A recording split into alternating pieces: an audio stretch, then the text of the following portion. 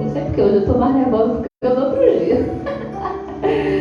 Mas eu estive meditando em algumas coisas esses dias, né? E eu até tinha preparado uma outra coisa, mas não sei por que razão eu não consegui desenvolver de forma nenhuma. Sabe aquele esboço que a gente para, escreve? Não sei por que, irmãos. Talvez Deus ainda não tinha concluído o que Ele queria ministrar em meu coração.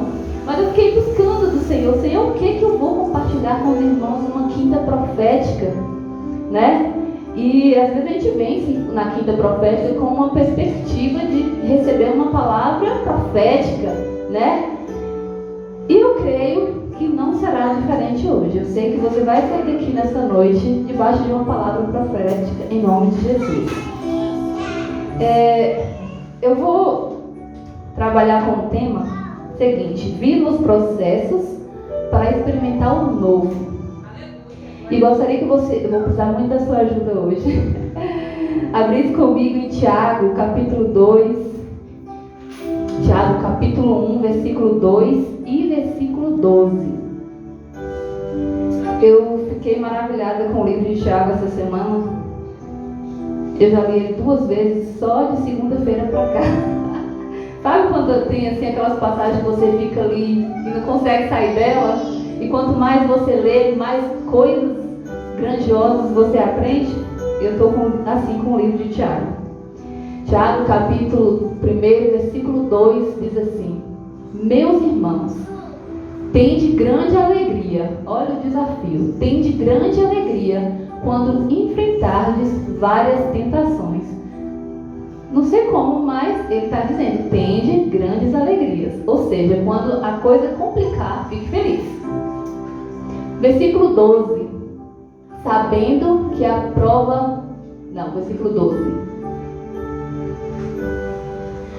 Bem-aventurado o homem que suporta a tentação, porque quando for provado, receberá a coroa da vida, a qual o Senhor tem prometido aos que ama. Nós vimos o pastor trazer uma mensagem poderosa na terça-feira e que eu tirei umas coisas de lá, eu não vou mentir. Então vamos lá. Eu vi uma frase essa semana que diz assim, ó: só vive o propósito quem suporta os processos. E é bem verdade. Não sei quem falou, quem escreveu, mas eu concordo.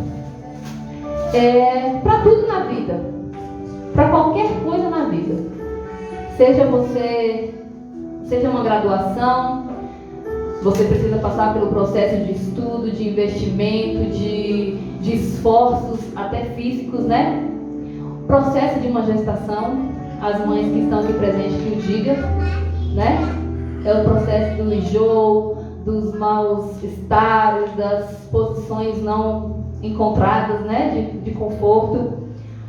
Até o processo da perda de quilo. Tem gente que inicia o ano assim: eu vou perder 10 quilos esse ano. Não, gente, eu não. Nem posso. Mas aí tem um processo.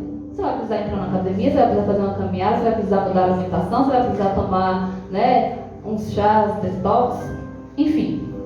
Processo de habilitação. Você passa pelas aulas, né, Marcelo? Você psicoteste, é um tanto de coisa. Inclusive, glória a Deus, meu pai começou hoje, gente. Isso é para glorificar de pé, né, o processo de habilitação. E eu estou muito feliz porque era algo um pouco distante, mas que de repente ele chegou lá com a notícia. E eu glorifiquei ao Senhor por isso. Processo de abrir uma empresa.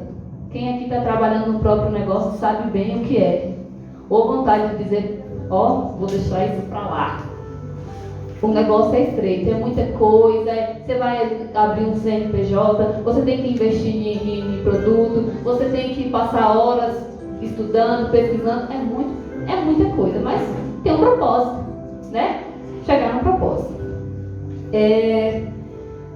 Uma coisa é fato, gente. Eu já disse aqui outras vezes: aquilo que for para o Senhor fazer, Ele vai fazer. Mas aquilo que compete a nós fazer, não espere que ninguém faça por você. Amém? Amém. Algumas pessoas, né, já sabem que eu tenho aí entrado em uma nova área. E é uma área que cada dia que passa eu me encanto mais, porque eu não sabia que ela poderia abranger tantas coisas. Só que isso me fez voltar a mais ou menos atrás, ou um pouquinho mais. Onde eu trabalhava, a gente teve um treinamento que ele é chamado 5S. Aqui no nosso português, ele é chamado 5S. Porém, foi um trabalho desenvolvido, um programa desenvolvido pelos japoneses. Então, não vou saber dizer a forma que eles escrevem. Porém, é um negócio muito interessante. As grandes empresas hoje aplicam esse programa para suas empresas, né? As pessoas que visam, né, um crescimento muito grande, elas têm recorrido a esse programa. Ele foi desenvolvido após a Segunda Guerra Mundial. E ele é composto de 5 censos. São 5 processos. E aí eu comecei a analisar esses processos. Para nós da área da organização, é muito claro, mas eu comecei, né, a investigar e eu falei assim, Senhor, como é possível aplicar tudo isso na nossa vida espiritual? Porque eu não consigo desvincular a minha vida pessoal, minhas coisas pessoais da minha vida espiritual. Eu acho que é um conjunto. Tem gente que acha que não, que espiritual é espiritual, vida pessoal é pessoal, mas eu não consigo separar. Em tudo eu quero ver o que há de espiritual que eu posso, né, absorver em tudo isso. E aí eu comecei a buscar na Bíblia, e a Bíblia é extraordinária. Eu fiquei surpresa com o que eu encontrei, e é o que eu quero compartilhar com você nessa noite. Amém? São 5 passos. Dentro de uma organização, dentro de uma empresa, dentro de uma casa, né, em qualquer instituição, se nós formos observar, todas as áreas das nossas vidas precisam passar por esse processo. Bel está me acompanhando, né, esses dias nesse novo ramo que eu estou entrando, e ela vai entender bem o que eu consegui ver, né, com os olhos espirituais.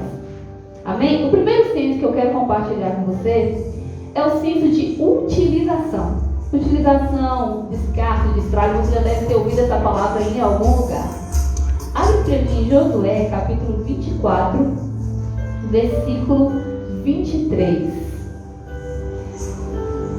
Qualquer coisa que a gente vá fazer, aquela página de início de ano, nós faz o que primeiro? Nós tira tudo que não presta, tudo que não serve mais, tudo que não tem utilidade mais e joga fora. Josué, capítulo 24, versículo 23. Diz assim, ó: deitai, pois, agora fora aos deuses estranhos. Algumas versões vão dizer: jogai fora aos deuses estranhos que há no meio de vós, inclinai o vosso coração ao Senhor, Deus de Israel.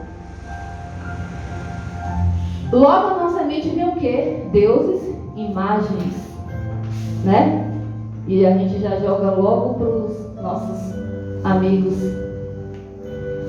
Só que deuses estranhos não se aplica somente às imagens de escultura, mas tudo aquilo que nós levantamos dentro dos nossos corações e que tomam lugares de deuses. São prioridades erradas, né? Às vezes nós endeusamos, não sei se essa expressão é correta, tantas coisas, tantas pessoas, e é esses deuses estranhos que o Senhor tem nos instruído a jogar fora, porque o único que pode ser Deus é o Senhor Todo-Poderoso, e Ele precisa ser Deus em sua vida, em suas escolhas, em suas decisões, em suas prioridades. Ele precisa ser soberano. Amém?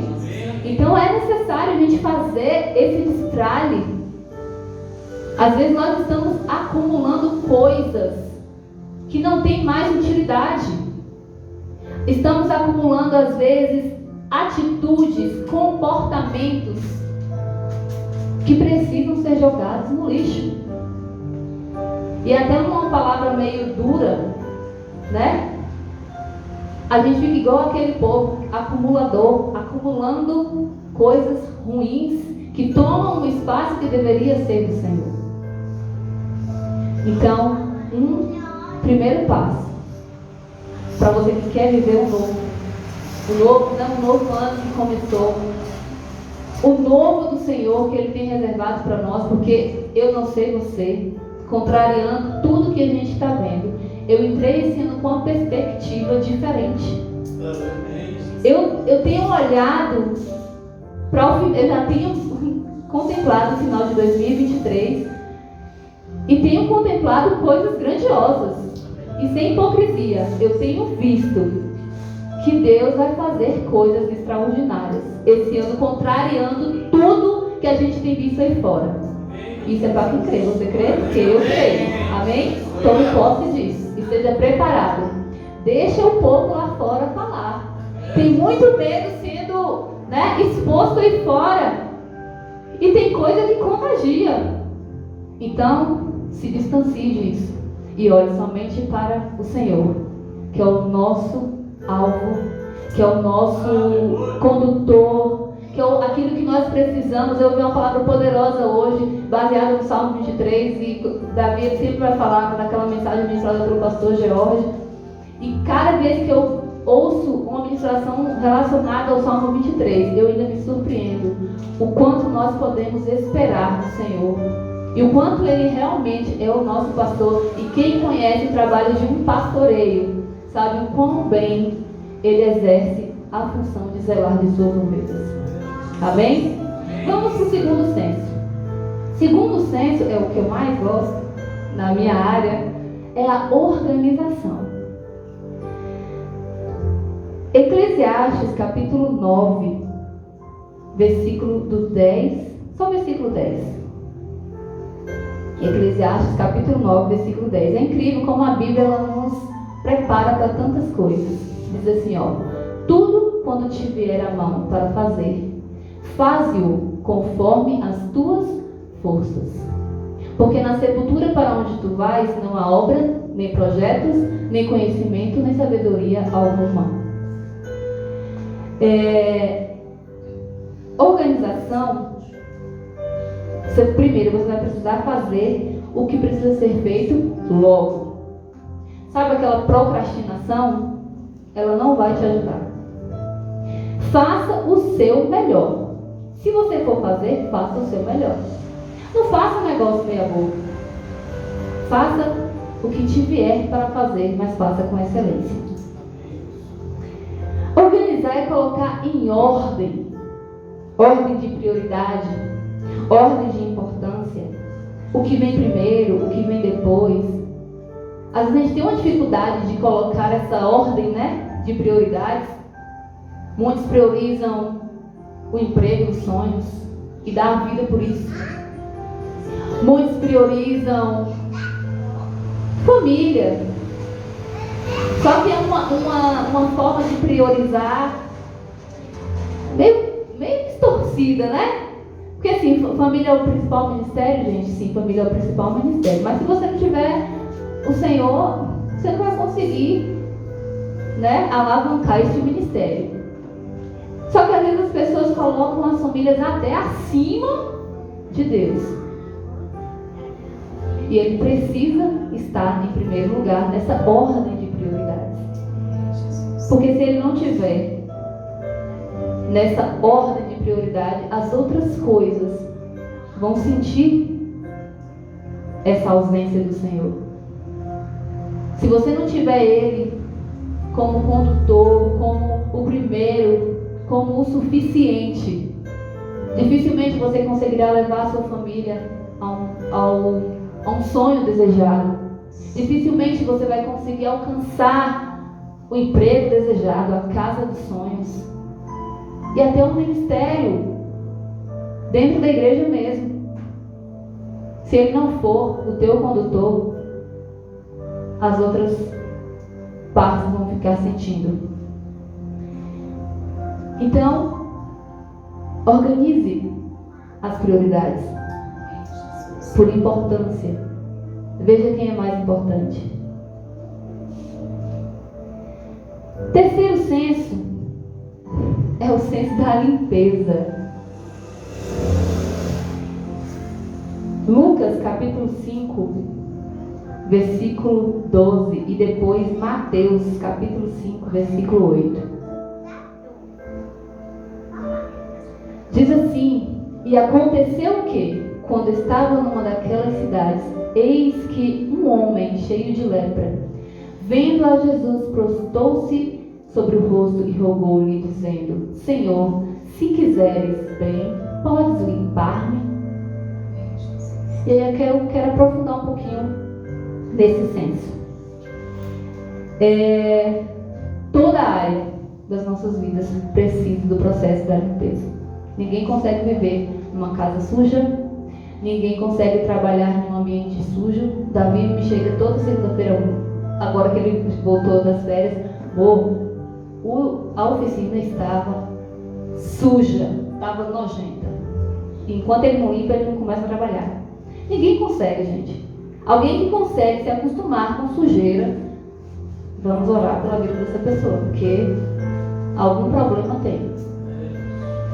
E o Senhor, Ele não habita no meio da sujeira. Amém? E aí eu fico me perguntando, né? Senhor, quais são as sujeiras que podem estar dentro de nós e que precisam ser limpas? Em Mateus capítulo 5, versículo 8. Vamos ver o que é que diz. Bem-aventurados os limpos de coração, porque eles verão a Deus. Aleluia. A gente pode andar todo mundo muito bem limpinho, muito bem cheiroso. Aqui nós não temos problema com isso. Louvado seja Deus. Todo mundo gosta de um perfume aqui nessa igreja, e tem dia que os que tem as renites aí, né? Mas glória a Deus por isso. É muito bom, gente, andar limpinhos. Mas tem um lugar. E esse lugar, se ele não estiver limpo, não adianta vocês terem tomado o banho mais demorado, usado os melhores sabonetes, hidratantes, perfumes. Se isso aqui, se esse coração não estiver limpo, nós não veremos o Senhor. E há umas sujeirinhas que às vezes impregnam, e aqui é onde eu acredito que sejam trabalhos em equipe. Sabe aqueles sentimentos como o medo, a insegurança, a inferioridade? E aí eu vou agora entrar um pouquinho mais fundo. As mágoas, rancores. E por que não falar dos sentimentos de superioridade, soberba, inveja, falsidade? Às vezes nós nem paramos para observar. E às vezes tem um sentimentozinho desse, uma sujeirinha dessa, impregnado lá dentro. E aí é onde entra o trabalho em equipe. Eu preciso reconhecer. O primeiro passo é reconhecer. Senhor, tem uma sujeirinha dessa aqui dentro. Segundo passo, Senhor, eu quero que o Senhor limpe. Quando aquele leproso se aproximou, ele disse para o Senhor, né? Se tu quiseres, pode me limpar. E o Senhor queria. No nosso caso, dizer, Senhor, eu quero ser limpo. Eu preciso ser limpo dessas sujeirinhas que estão impregnadas. E às vezes a gente, né, acha tão bobagem. Eu estava conversando com o Davi ontem, a gente acha tão bobagem algumas coisas. E às vezes a gente tem uma necessidade de falar e falar e falar. E é nesse falar que o indivíduo que anda ao nosso derredor se aproveita dessas palavras. E aí monta aquela sujeirada toda. E a gente conversando, eu falei assim, às vezes a gente precisa sentir. E através dos nossos pensamentos, do nosso coração, dizer ao Senhor, Senhor, eu estou me sentindo assim, eu preciso ser limpo. E deixar a necessidade do falar para lá. O próprio Tiago vai dizer, acho que é capítulo 2, versículo 19, seja tardio em falar e tardio em irar-se. Então as sujeirinhas que estão impregnadas dentro de nós, que às vezes a gente passa até desapercebido, que às vezes não é nem intencional, mas elas estão lá, e a gente precisa estar atentos a isso, porque às vezes a gente se preocupa, meu Deus, o que é que está acontecendo? A igreja está assim, a igreja está assada, né? A gente se sente desanimado com algumas coisas, mas às vezes são as sujeirinhas. Às vezes a gente pensa em algo tão grande, né? E às vezes são essas pequenas sujeirinhas que estão nos impedindo de ver o Senhor, de ver a grandeza do Senhor, de ver o manifestar da glória do Senhor. Amém? Amém. Deus. Quarto senso é o senso de padronização. O que é padronização? Geralmente é visto por pessoas que têm, acho que é o toque, né? Que ama esse negócio de padronização, mas até um certo ponto isso é bom. Tiago capítulo 1, versículo 5 e versículo 6.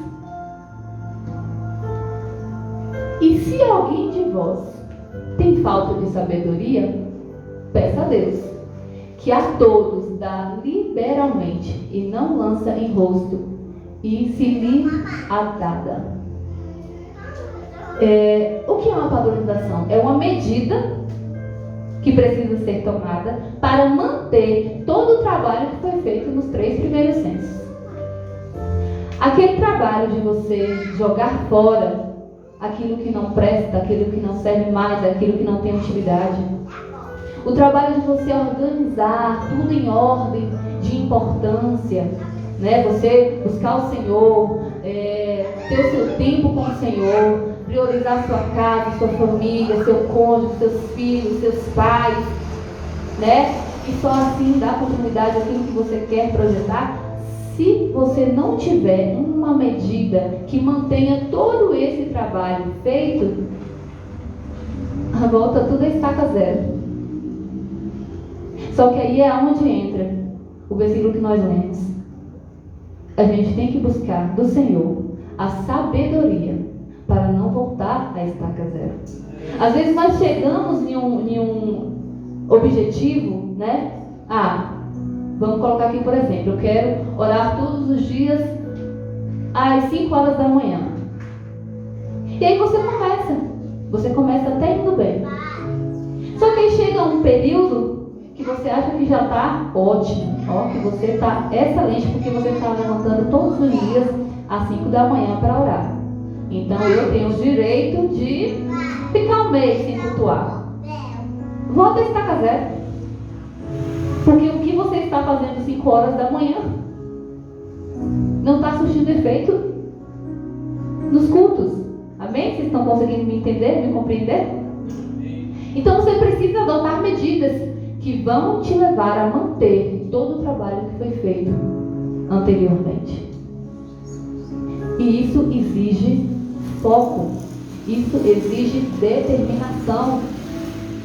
Às vezes nós temos determinação para tantas coisas.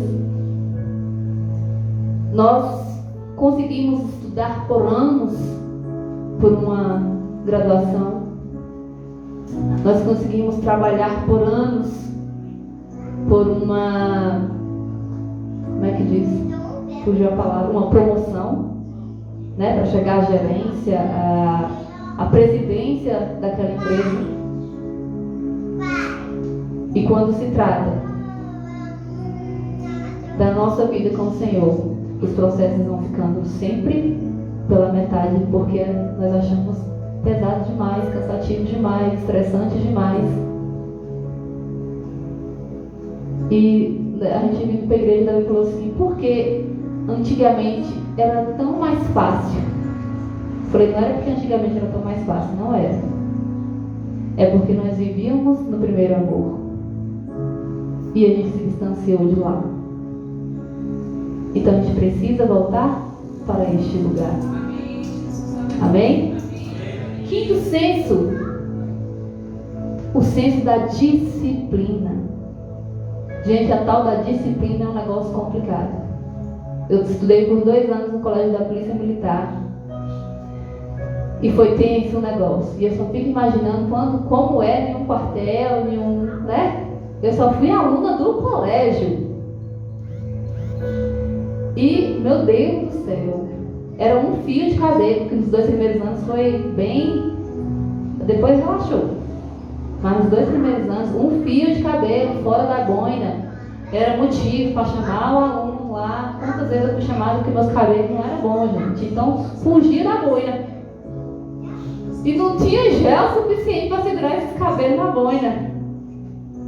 Então, esquecia de cortar a unha na segunda-feira. Aí chegava lá com a unha grande. Lá vai eu, né? Sábado estudar, passar a manhã estudando, como uma punição. Roupa amassada, não podia. Meu Deus do céu, a gente passava aquelas roupas todo santo dia. Pior que não dava para lavar e secar. Pensa em passar a roupa suja. Mas tinha que estar lá os vídeos bonitinhos, tudo certinho, as dobras. Meu Deus do céu. Foi bom? Em parte, muito bom. Porque a gente aprende a ser disciplinados. E a disciplina, muitas das vezes, vai consentir em receber algumas correções. Algumas vezes alguém vai dizer, isso está errado, você precisa corrigir. E aí dá aquela vontade de você retrucar. Mas a disciplina te faz entender que você precisa calar-se no momento que precisa calar-se. A disciplina vai te tirar da área confortável, vai te levar a um desconforto. Porque não é bom quando você precisa fazer algo que você não quer fazer naquela hora. Mas a disciplina diz que você tem que fazer. Uma pessoa disciplinada, ela faz mesmo sem ela querer fazer. Então, diante daquilo que Deus ele tem confiado a nós, esperado de nós, em alguns momentos nós vamos precisar fazer algumas coisas que talvez a gente só vai precisar abrir mão daquele dia, né, de descanso. Aquele dia que você queria estar fazendo uma outra coisa, mas você vai precisar, né, obedecer ao chamado do Senhor. Então, os processos, uma coisa é certa, os processos vão te levar a um propósito. Nenhum deles é fácil. E cá para nós, o Senhor ele é incrível em nos fazer viver processos que a gente fica, meu Deus, como assim? Não dá para entender muita coisa, mas não queira entender, só viva. Sabe por quê? Porque no meio desses processos, se você estiver disposto e pronto, você vai aprender, e muito. Você vai se fortalecer. Então nos próximos não vai ser qualquer processo que vai te abater. Você vai viver coisas extraordinárias. Você vai viver coisas que no natural você não viveria. No meio do processo,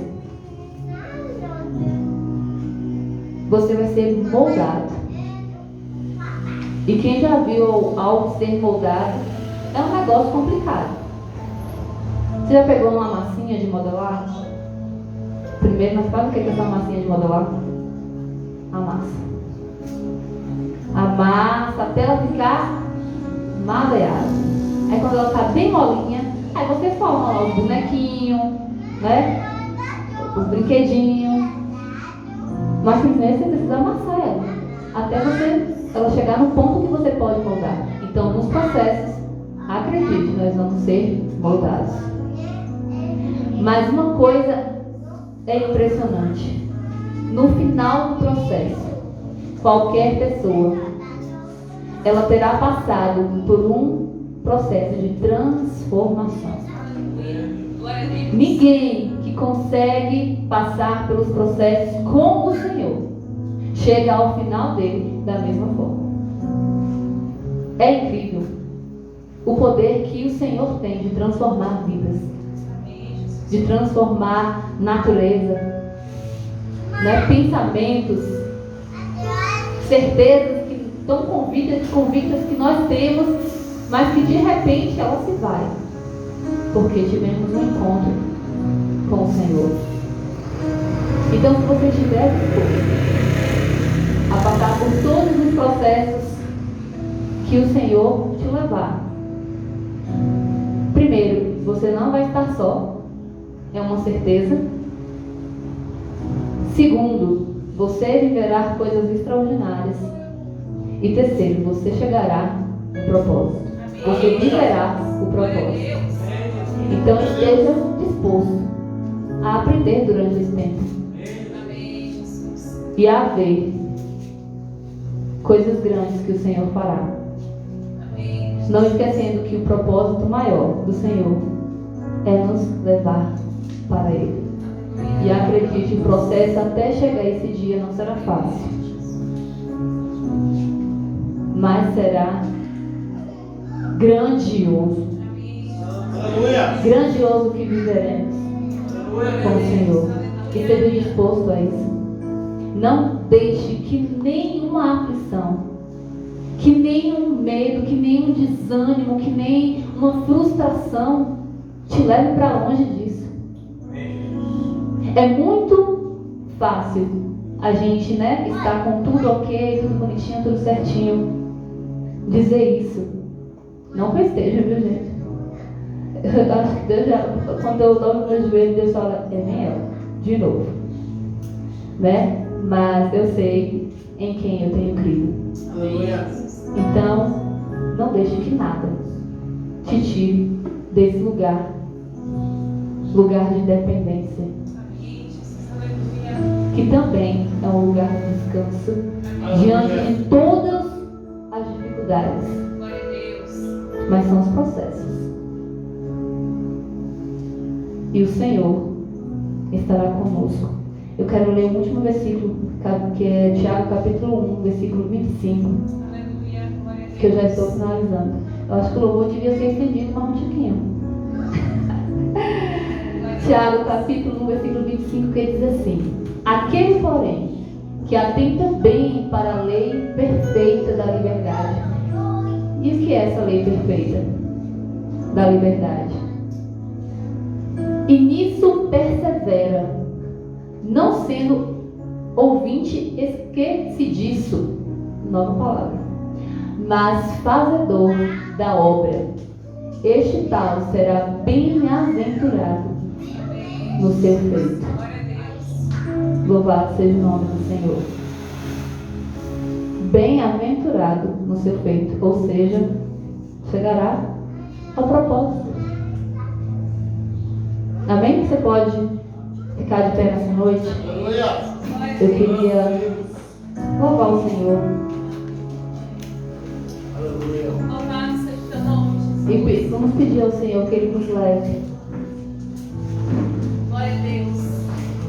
além Aleluia. daquilo que nós estamos acostumados.